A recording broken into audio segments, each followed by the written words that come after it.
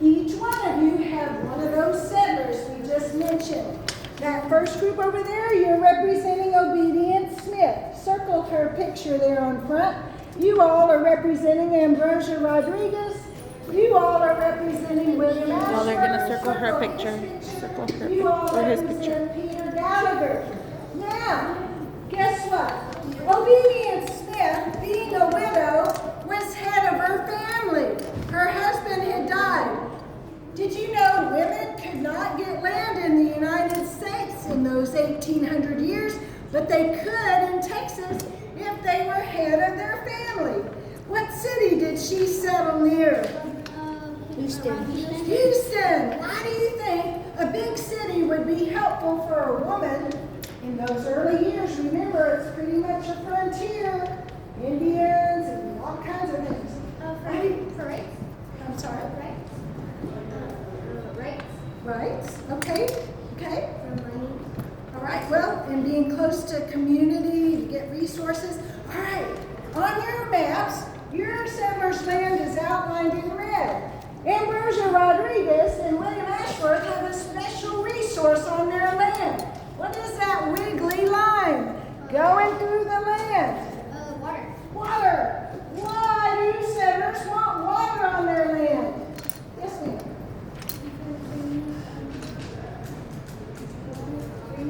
Yes. We need water to live, don't we? Yeah. All right, what do settlers want trees for? Okay, very good. Yes?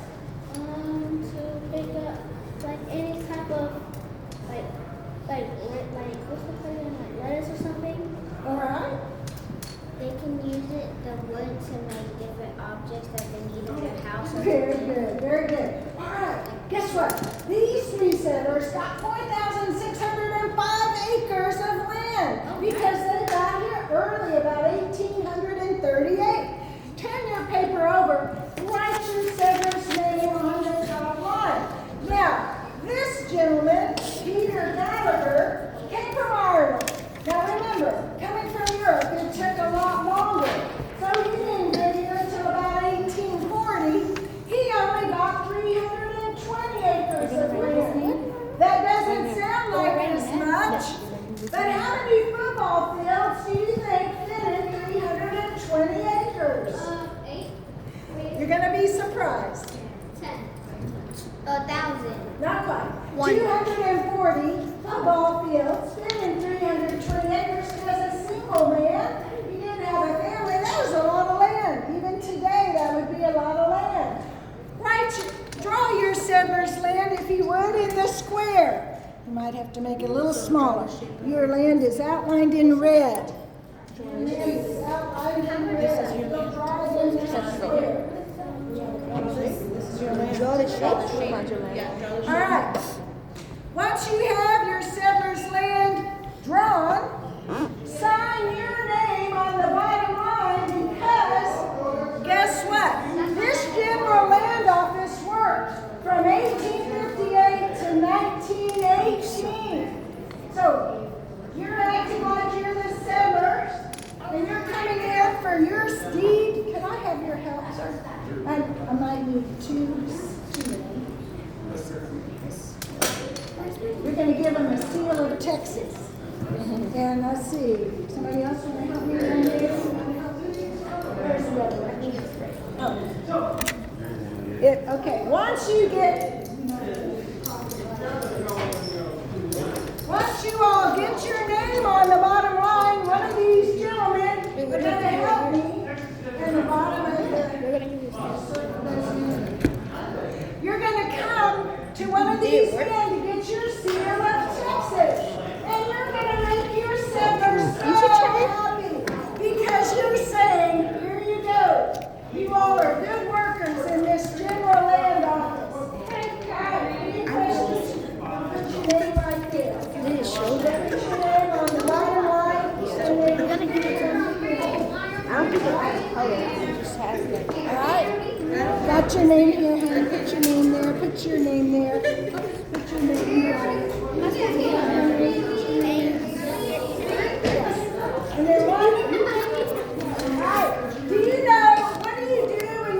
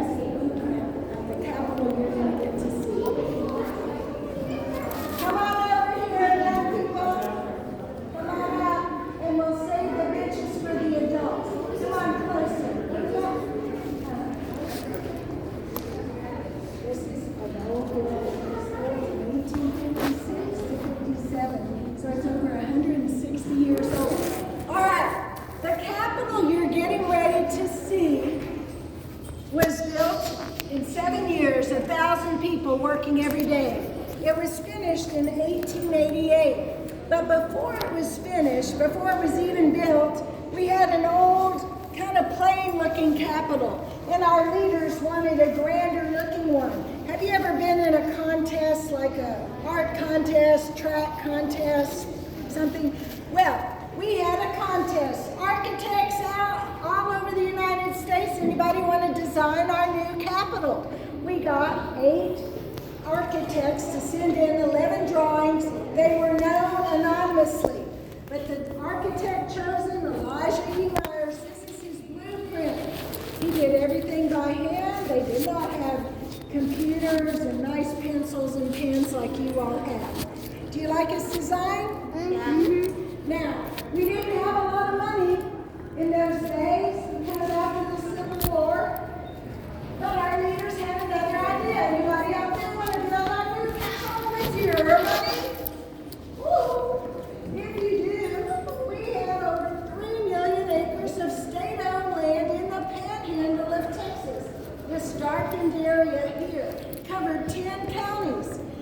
Well, we got 2 bids. They were from 2 brothers that had a business out of Chicago, John and Charles Farwell, the Capitol Syndicate. They said, we'd like your land. We'll build your Capitol with our money. Cost them over $3 million in 1888. That's a lot of money even today. And they didn't look at the land before they agreed to build our Capitol. You know what? When they went to see the land, it was dry. No resources. What are we going to do with all this land? Well, they turned it into a world-famous cattle ranch called the XIT. The XIT was the brand or tattoo they put on the backside of the first cattle, because over time, there was 150,000 cattle on that land. So other ranchers came in, and so other brands were put on other cattle, so everybody knew whose cattle was whose.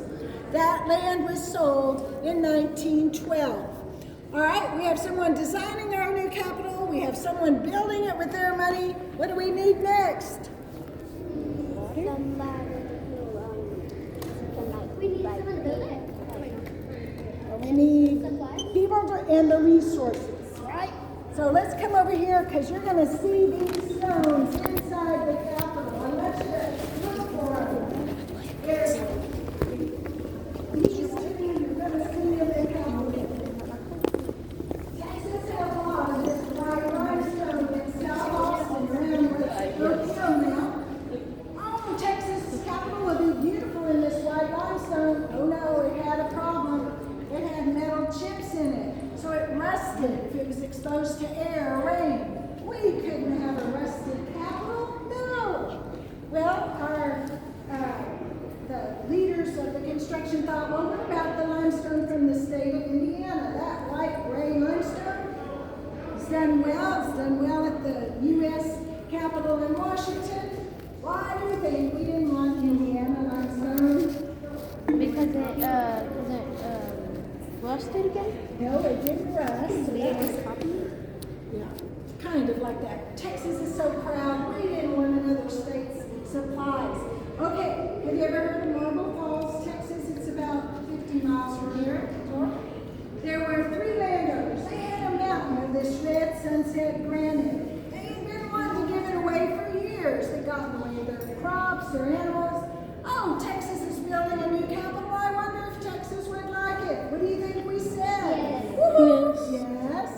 They said, it's yours, just come get it. We had to build a small railroad.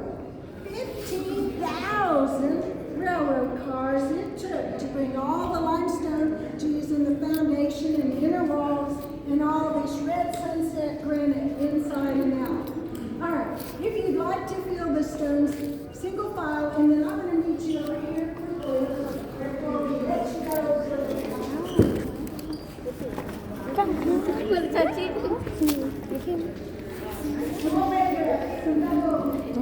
Sarah's playing 99 Nights in the Forest. She's supposed to be doing that. I know, she's playing it anyway. But of course, step like the rules just so she can act so cool. Yeah. Take a quick meal.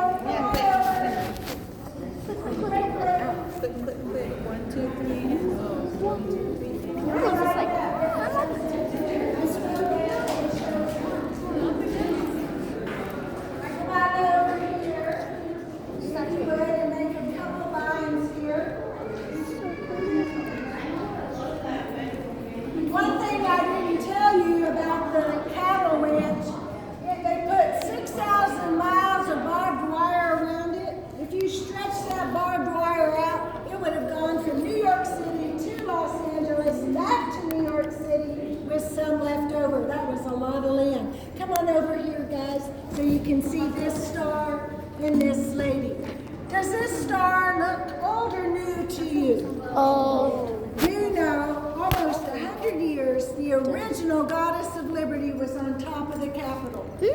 Can you imagine all our lightning strikes, all the heat of summer? After almost 100 years, she began to look like this star. She became cracked. Oh, we couldn't leave her. She couldn't be repaired. But the hand wouldn't let go, so that's the original hand and star. If you go to the Bob Bullock Museum, the original goddess is there. This is what she looked like when they hoisted her up to the top of the Capitol. Y'all come so you can see. Back in 1888, she was in 4 sections, 80 pieces. When she was all put together at the top, she weighed 2,000 pounds. Guess what? A painter was trying to touch up her face with paint in 1891. Bees were coming out of her nose. There was a beehive in the original Goddess of Liberty's head. Oh dear, he did not want to get stung 302 feet up there.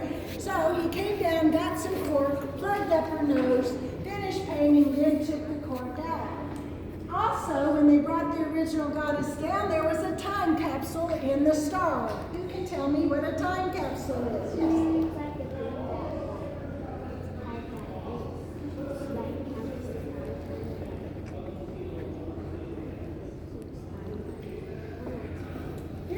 People put maybe pictures or documents and wait many years, somebody digs it up years later and you're surprised what's in there. Well, after almost 100 years in that time capsule, there was only German business, German newspaper articles, business cards, and a lot of bugs.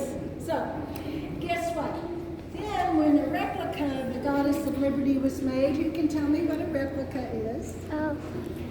Like a twin. Okay, a copy.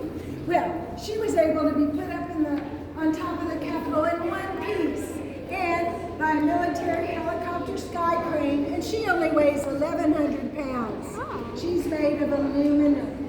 All right, that's all I have to say. I believe y'all go to the Capitol first. At 11:30. Okay, so Just walk around. yeah, why don't we go downstairs if there's any urgent need for a bathroom or water before we'll see. So we'll go down single file. Does anybody have a question? I mean, well, this is random walk.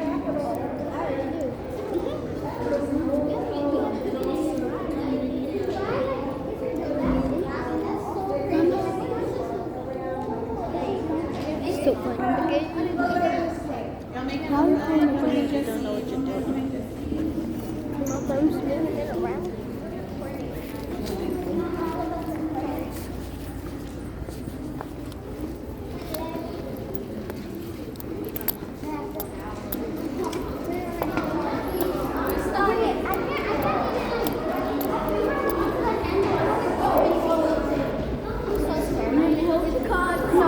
Hold me.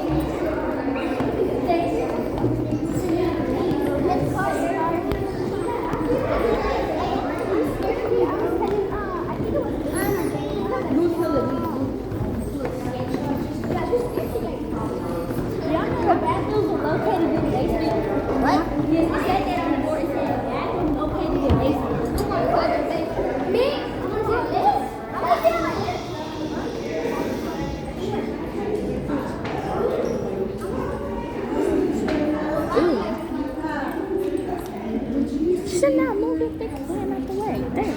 You move your big hand. Okay, Right. if you need to use the restroom,